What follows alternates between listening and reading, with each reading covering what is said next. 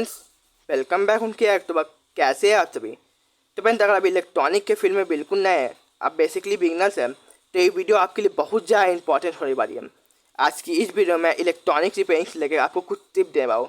Tips क्या है, जैसे कि आप कभी भी इलेक्ट्रॉनिक के फील्ड में आते हैं तो सबसे पहले आपको क्या सीखना चाहिए, चेक करना या किसके बारे में जानना चाहिए। और बहुत चीज़ आपको बताऊँगा जिससे आप 1-2 साल में मास्टर बन जाइएगा। तो आज की वीडियो को पूरा जरूर देखिएगा प्लीज़। और आपको वीडियो अच्छी लगेगी प्लीज़ वीडियो को लाइक जरूर कीजिएगा। और नहीं अच्छी लगती है तो आप वीडियो को डिसलाइक भी कर सकते हैं, पर मुझे कमेंट करके जरूर बताइएगा आप किस लिए डिसलाइक किए, तो मैं उस पर काम करूँगा। और चैनल पर अगर नए हैं तो सब्सक्राइब भी जरूर कीजिएगा और कर रखा है। Thank you so much. चलिए शुरू करते हैं। फ्रेंड आप कभी भी अगर इलेक्ट्रॉनिक का काम सीखना चाहते हैं तो सबसे पहले जितने भी इलेक्ट्रॉनिक कंपोनेंट होते हैं आपको सबसे पहले उनका नाम जानना होता है। जैसे सबसे पहला पॉइंट हो गया आपका नेम है, नेम हो गया आपका। जितने भी इलेक्ट्रॉनिक कंपोनेंट क्या होते हैं, इस तरह का जितना भी इलेक्ट्रॉनिक कंपोनेंट है ये सब आपका इलेक्ट्रॉनिक कंपोनेंट है। इन सभी का सबसे पहला जो पॉइंट होता है उसका नाम जान लीजिए। उसके बाद फिर जो आपका दूसरा पॉइंट होता है, आपको उसकी टेस्टिंग जानना होगा। आपकी उसको कैसे टेस्ट किया था, वहाँ पे सही है ख़राब है क्या है। आप कभी भी कोई सर्किट रिपेयर करते हैं तो आपको टेस्टिंग जरूर आना चाहिए, तभी आप किसी सर्किट को रिपेयर कर सकते हैं। तो सेकंड पॉइंट तो हमारा ये हो गया, आपको टेस्टिंग आना चाहिए। उसके बाद फिर जो आपका थर्ड पॉइंट होता है वो आपका होता है वर्किंग। अभी इसके जैसे एक कंपनी से मैंने एक एथी लिया, रेजिस्टेंट लिया, तो इसका काम क्या होता है, इस सर्किट में क्यों लगा होता है। अब बहुत से लोग सोचेंगे कि टेस्टिंग और नेम तो जानते समझते हैं, पर वर्किंग का क्या काम है। फिर मैं भी शुरुआत में ही समझता था वर्किंग का क्या काम होता है जानना, लेकिन फिर आप वर्किंग किसी भी कंपोनेंट का वर्किंग जानते हैं तो आप किसी भी पीसीबी को बहुत आराम से रिपेयर कर सकते हैं। तो ये 3 पॉइंट सबसे पहले आप नोट कर लीजिए। सबसे पहले आपको जितने भी इलेक्ट्रॉनिक कंपोनेंट है उनका नाम जानना होगा, फिर उसकी टेस्टिंग जाननी होगी, फिर उसका वर्क जानना होगा कि किस काम में आता है। और इन सभी का वीडियो आप देखना चाहते हैं तो मेरे चैनल पे वीडियो डिस्क्रिप्शन में लिंक है, जाकर देख सकते हैं, पूरी प्लेलिस्ट डाला हुआ है। उसके बाद जो आपका जैसे ये तीनों जान लिए उसके बाद आपको रिपेयरिंग सीखना है किसी भी चीज़ का। तो मान लीजिए आप कभी जैसे किसी एलईडी बल्ब को रिपेयर कर ले, देखिए इस एलईडी बल्ब को रिपेयर कर ले और मान लीजिए सपोज इसमें ब्लिंकिंग का प्रॉब्लम है, जो इसका एलईडी का बॉल है ये ब्लिंक कर रहा है, तो आपको क्या करना चाहिए। सबसे पहले फॉल्ट आपको पता नहीं किस सेक्शन से फॉल्ट आता है, तो सबसे पहले आपको जैसे ही देखिए इस तरह का एक ड्राइवर है, इससे छोटा होता है पर ये एलईडी ट्यूबलाइट का, आपको इस तरह का ड्राइवर होता है।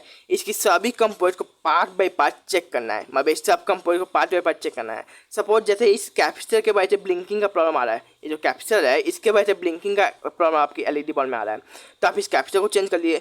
इसी तरह आप 10 से 15 एलईडी बल्ब को रिपेयर करिएगा जिसमें ब्लिंकिंग का प्रॉब्लम है। उसमें जैसे मान लीजिए किसी का कैपेसिटर खराब है और किसी में जो इस तरह का एमसीपीसीबी होता है ये खराब है, तो आप जान लीजिएगा ज़्यादातर जो एलईडी बल्ब में ब्लिंकिंग का प्रॉब्लम आता है उसमें यही दो खराब होता है, या तो आपका एमसीपीसीबी या आपका कैपेसिटर। ठीक है, तो आपके पास अब जैसे 10-15 बॉल आप रिपेयर कर लिए, उसके बाद 16वां बॉल आएगा, 16 बॉल जो आपका रिपेयर होने आएगा आपके पास, तो आप जान लीजिएगा कि आपका क्या खराब होता है। तो आप बहुत आराम से फॉल्ट तुरंत पकड़ लीजिएगा, या तो इसका कैपेसिटर खराब होगा या तो इसका एमसीपीसीबी खराब होगा, तो आप बहुत आराम से रिपेयर कर लीजिएगा। फ्रेंड किसी भी आप पावर सप्लाई को रिपेयर करते हैं, जैसे इस CRT पावर सप्लाई है या किसी मोबाइल चार्जर को रिपेयर करते हैं, तो आप उसमें भी ऐसे कीजिए। जितने भी कंपोनेंट है सबको part by part step by step check कीजिए। जैसे मान लीजिए आपके ये जो यहाँ वोल्टेज बनता है 110 वोल्ट, 26 वोल्ट, 16 वोल्ट और 12 वोल्ट, ये सब मिसिंग है, मतलब कोई वोल्टेज नहीं आ रहा है, तो आपको पार्ट बाई पार्ट सबको चेक करना है। अब मान लीजिए एक एग्जाम्पल की मैं बता रहा हूँ, ऐसा होता नहीं है आपका, जैसे ये सब जितना भी 10 आप पावर सप्लाई रिपेयर किए उसमें से 8 से 9 पावर सप्लाई इस मेन कैपेसिटर खराब होने की वजह से खराब हुई है। तो आप समझिएगा कभी भी आपके पास खराब पावर सप्लाई आएगा तो सबसे पहले आप इसी को चेक कीजिएगा कि आपका कैपेसिटर ठीक है नहीं ठीक है, और सपोज अगर उसके वजह से प्रॉब्लम है आप चेंज करके तुरंत रिपेयर कर लीजिएगा। तो फ्रेंड यही होता है, आप सबसे पहले कभी भी अगर नए हैं, बिगनर्स है, बिगनर्स के लिए आप बिगनर्स है तो आपको स्टेप बाय स्टेप चलना होता है, डायरेक्ट नहीं चलना होता, स्टेप बाय स्टेप जितने भी कंपोनेंट है आपको चेक करना होता है। इसलिए मैं जितनी भी वीडियो में आता हूँ आपको स्टेप बाय स्टेप सिखाता हूँ। अगर आप स्टेप बाय स्टेप चलिएगा और रिपेयर कीजिएगा तो आप 2 से 3 साल में बहुत मास्टर बन जाएगा। आप देखते ही बताइएगा इसमें क्या फॉल्ट है। आपको जैसे हमारे जिसमें कोई चार्जर से आउटपुट नहीं दे रहा बोलते थे, तो आप देखते हुए हाँ मेन कैपेसिटर खराब है या ये खराब है या फलाना खराब है, तो आप इस तरह से बहुत आराम से स्टेप बाय स्टेप रिपेयर करते धीरे धीरे आप मास्टर बन सकते हैं। तो यही टिप को आप फॉलो कीजिएगा तो आप बहुत जल्दी इलेक्ट्रॉनिक के फील्ड में मास्टर बन सकते हैं।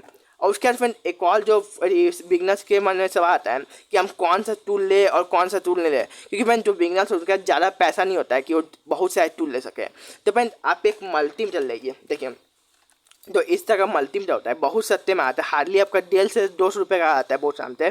तो आप एक मल्टीमीटर लीजिए, उसके बाद आप एक सोल्डिंग आयर जरूर लीजिए, जो सोल्डिंग आयर होता है ये लीजिए, ये भी आपको बहुत काम देता है। और आप चाहते हैं इस तरह का जो महंगा 150 रुपये का सोल्डिंग आयर होता है ये नहीं लेना चाहते हैं, तो एक लोकल सोल्डिंग आयर भी आता है। देखिए मैं दिखाता हूँ आपको, इस तरह का एक लोकल सोल्डिंग आयर भी आता है, पर ये बहुत जल्दी खराब आता है। तो आप लॉन्ग टाइम के लिए काम करना चाहते हैं तो इस तरह का सोल्डिंग आयर ले सकते हैं। उसके बाद में आप एक प्लास लीजिए, कभी भी किसी का नट बोल्ट कुछ खोलना होता है तो ये आपको प्लास बहुत काम देता है। तो एक प्लास लीजिए, भी 100 रुपये का आता है बहुत आराम से। उसके बाद में आपको स्क्रू ड्राइवर चाहिए होगा, तो स्क्रू ड्राइवर पेन आपको बहुत तरह का चाहिए होगा, जैसे छोटा हो गया, बड़ा हो गया, तो ये सब आप नहीं लीजिए, आपको ज़्यादा महंगा पड़ जाएगा। आप क्या कीजिए, इस तरह का एक स्क्रू ड्राइवर का सेट ले सकते हैं, जिसमें आपको सभी तरह के स्क्रू ड्राइवर मिल जाते हैं। तो इससे आप बहुत आराम से अपना काम कर सकते हैं। तो आशा करता हूँ आपको एक टिप अच्छी लगी होगी, इस टिप को आप फॉलो कीजिएगा तो बहुत जल्दी आप अच्छे मैकेनिक बन जाइएगा। आपको एक टिप अच्छी लगी होगी और कुछ नया सीखने को मिला होगा तो प्लीज़ वीडियो को लाइक जरूर कीजिएगा। और मैं बता दिया, अगर आपको वीडियो पसंद नहीं आया तो आप डिसलाइक भी कर सकते हैं, पर मुझे कमेंट करके जरूर बताइएगा आपको क्या खराब लगा जिसकी वजह से आप डिसलाइक किया, तो मैं इस पर काम करूँगा। तो चलिए अब मिलते हैं इसी तरह के किसी और वीडियो में, तब तक के लिए अपना ख्याल रखिए। टेक केयर, बाय बाय, जय हिंद।